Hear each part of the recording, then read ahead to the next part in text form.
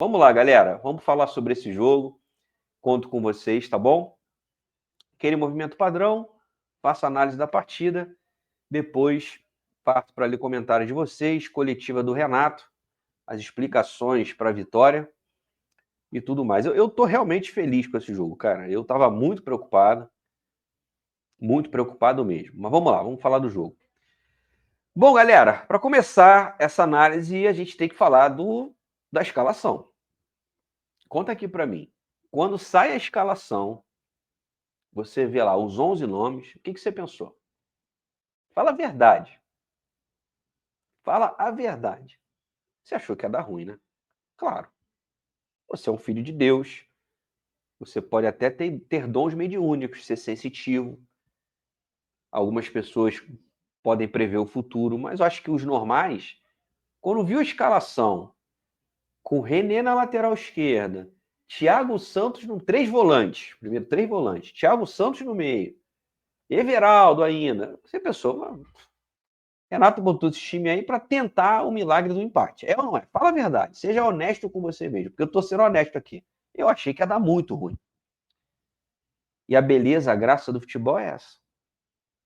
Nem tudo o que se planeja sai como acontece. Eu tenho certeza que o Renato colocou esse time para empatar.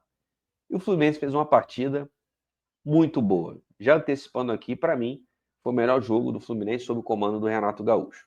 Não só pela vitória, pelo resultado de 2-0, mas pela forma como se comportou. Mas vamos aos tempos.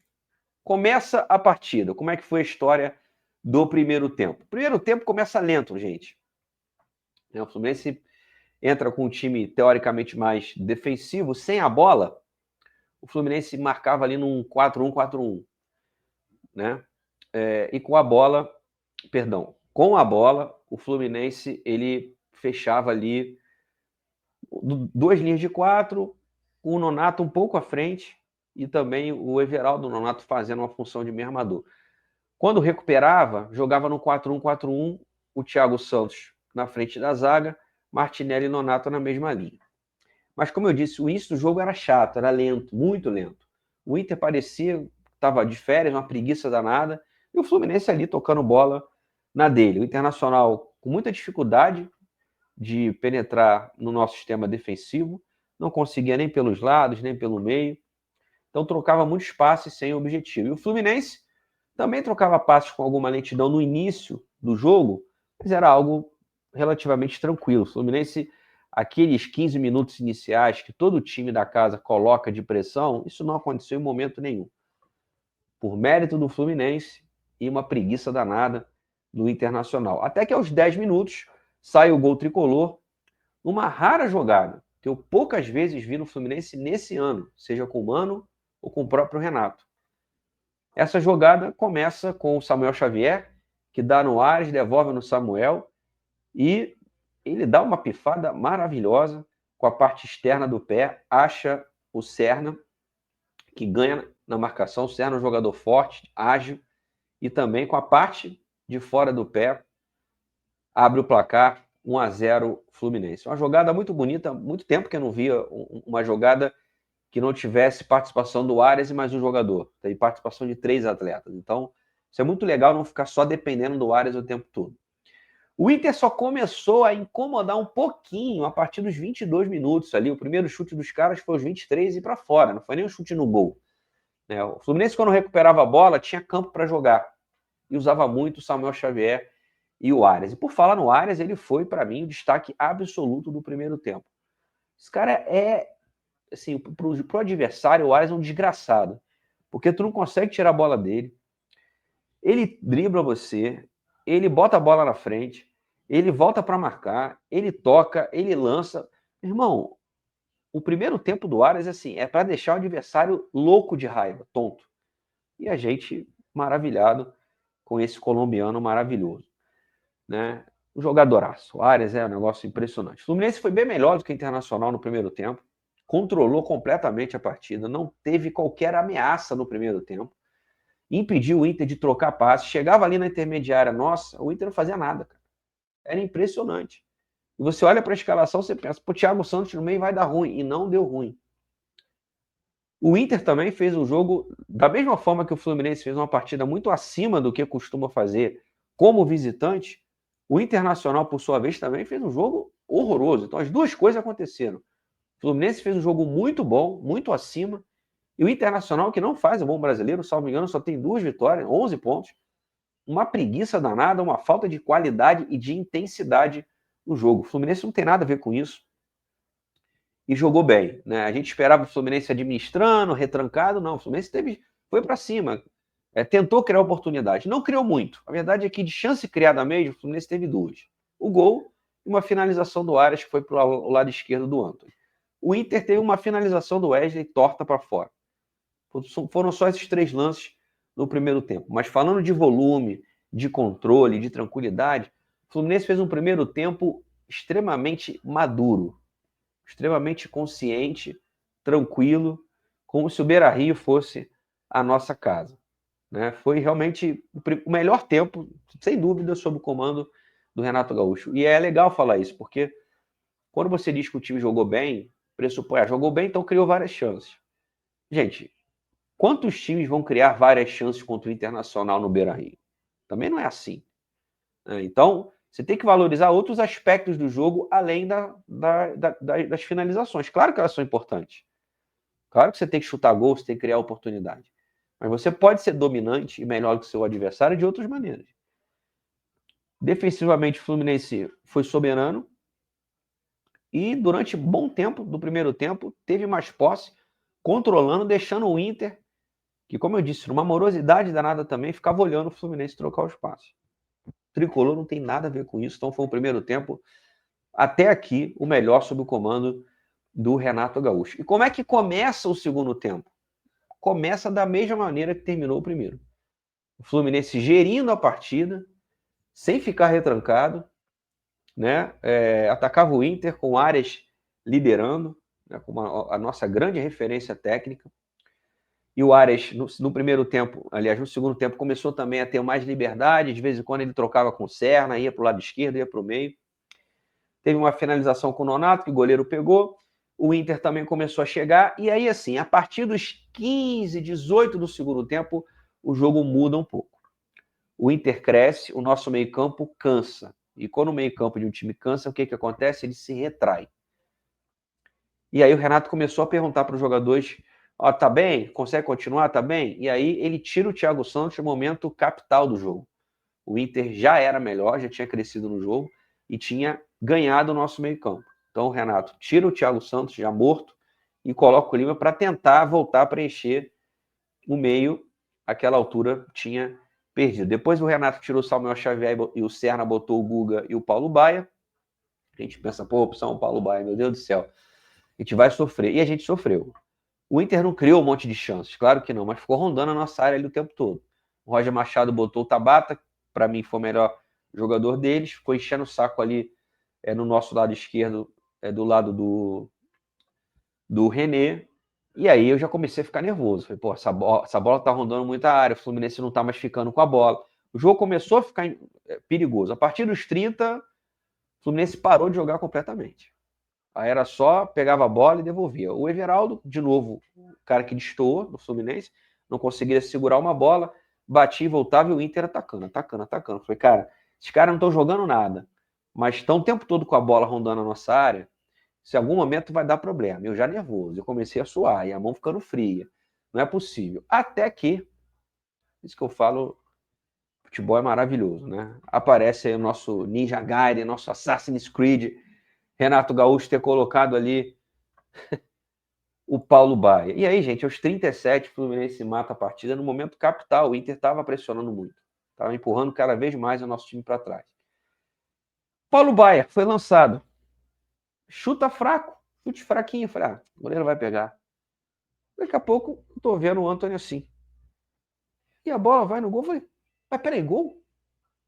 Gol do Paulo Baia? Cara, eu dei uma gargalhada aqui em casa. Falei, não é possível. Esse jogo é pra gente, não tem como, cara.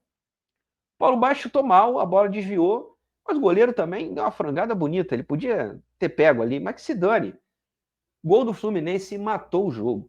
O Inter continuou em cima, mas cruzando bola o tempo todo. O Roger antes já tinha feito uma mexida de tirar um volante para colocar mais um atacante, mas era jogo do Fluminense. A gente cai de produção no segundo tempo, é verdade, o time nitidamente cansa, não consegue mais acompanhar o Internacional. E, cara, assim, ficou melhor do que encomenda, gente. Como eu falei aqui no início da análise, você olha para a escalação, onde de 10 tricolores eu tenho certeza que 9 detestaram, você consegue fazer um jogo competitivo com o Inter e ser melhor, isso significa muita coisa. E, de novo, é mérito. Não tem sorte, pô. O gol do Paulo Baia foi meio que na sorte, ele falha? Foi. Mas a atuação do Fluminense, especialmente no primeiro tempo, não foi de sorte. Foi uma atuação consciente, madura, um primeiro gol muito bem construído, algo que eu vinha cobrando aqui, né? Algumas pessoas me criticaram porque eu falei que no jogo do Vasco no jogo do Once Caldas a gente teve 2 gols cedidos. É verdade, pô. O camarada rebate para o meio da área, o Martinelli faz o gol, no segundo gol a bola raspa no zagueiro do Once Caldas e o Serna fez o gol. Isso não é demérito, você ter feito o gol após o adversário falhar, mas você tem que apontar o que aconteceu. Então você vê o primeiro gol, como aconteceu, construído numa tabela, 1-2, toma, e depois o passe do Samuel Xavier, pornográfico, assim, é muito gostoso de ver, é muito gratificante de ver. Então, assim, é muito mérito essa jogada, né? Dos jogadores, do próprio Renato, e a gente tem que considerar isso, né?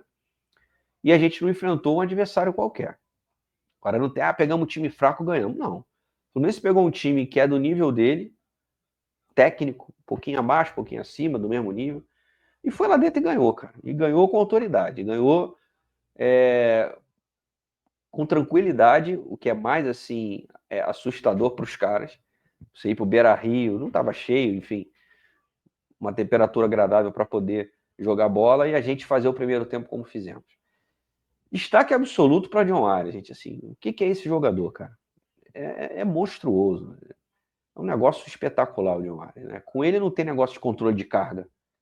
Né? A carga é pesada dos adversários de ter que duelar com o John Arias. Imagina você, cara, jogar contra o John Arias. Vai ficar maluco da cabeça. Eu imagino como os marcadores dele ficam.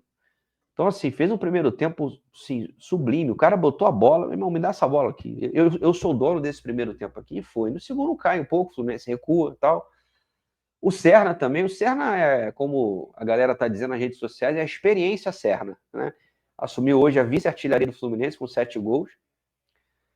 Ele é um cara que é aquele pereba útil. Um jogador fraco tecnicamente, mas corre pra caramba. Tem força física, te opciona passe. Não é um inútil. Aquele jogador fraco, a gente sabe que é fraco, que se embanana com a bola, às vezes ele mesmo ele não sabe o que faz, e por ele não saber, confunde o adversário também. Quem escreveu isso foi o Beto Salles, né? O Serna, uma experiência tão interessante, porque às vezes ele mesmo não sabe o que faz com a bola e confunde o adversário.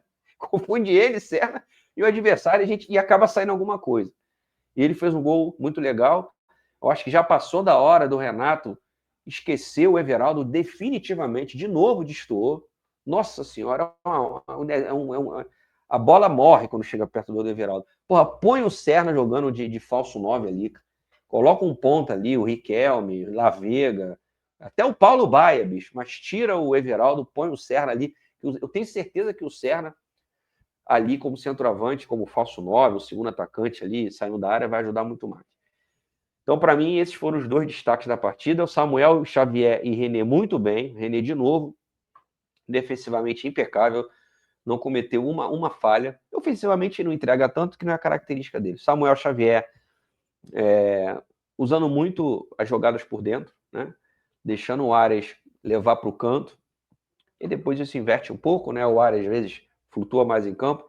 Uma coisa legal aí que temos também que ressaltar que o Renato tem feito, para não dizer que não tem coisas novas, é a liberdade para o Arias. Com o Mano, eu vi o Arias muito preso do lado direito. Não que isso seja ruim, mas eu acho que o jogador da qualidade do Arias, você deixar ele posicional ali, toda hora do lado direito, cara, as jogadas vão sair porque ele é muito bom, mas basicamente você vai obrigar o Arias a levar para o fundo, só isso. Então, eu acho, a impressão que eu tenho é que o Renato tem dado mais liberdade para o Arias, dele flutuar mais em campo. Isso é extremamente saudável para o nosso time, né? E um tormento para os adversários. Você tem um cara da qualidade dele, inteligente, técnico, forte, que te confunde, né? O Arias é o ponta direita, daqui a pouco o cara tá lá na esquerda, tá no meio, tabelando com o centroavante. Isso causa ali uma bagunça no nosso adversário. Então, gente, uma partida assim muito inesperada e eu fiquei positivamente surpreso. Eu acho que a maioria de vocês também. A escalação, não vou dizer aqui que ela é boa porque ganhou. Por exemplo, eu não achei que o Thiago Santos ele não comprometeu, mas não achei que fez um bom jogo. Errou muito passe, algumas muitas vezes ele ia atrasado nessa bola. Ele não atrapalhou o time, vamos deixar muito claro. O Thiago Santos não foi um problema hoje, tá? Deixar isso muito claro. Mas não fez um grande jogo, como por exemplo o Arias, o Serna, o Samuel Xavier, o René, os dois volantes, uma partida ok. Então, essa surpresa positiva chegou em ótima hora, a 16 dias da estreia do Fluminense no Mundial de Clubes. Borussia, que se cuide.